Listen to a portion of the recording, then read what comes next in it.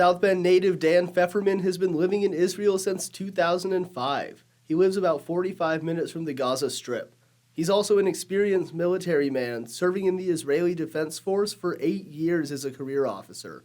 Feferman says that even when he served in the IDF, he has never seen an attack so brutal from the Hamas organization. You see people executing families at point-blank range, killing children in front of their parents, dragging away mothers with babies in their arms into captivity.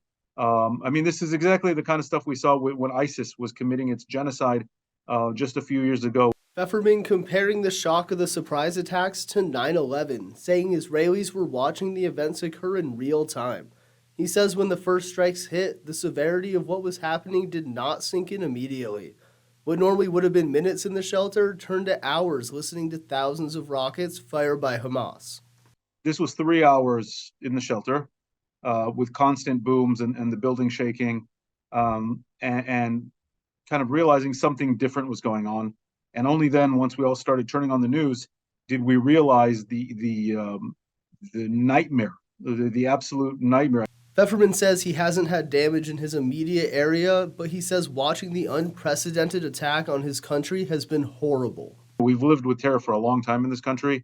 We've lived with unspeakable Islamist terror from Hamas and from Islamic Jihad for a long time. This is just on a magnitude that we could never have imagined, and we're just all seeing this unfold before our eyes.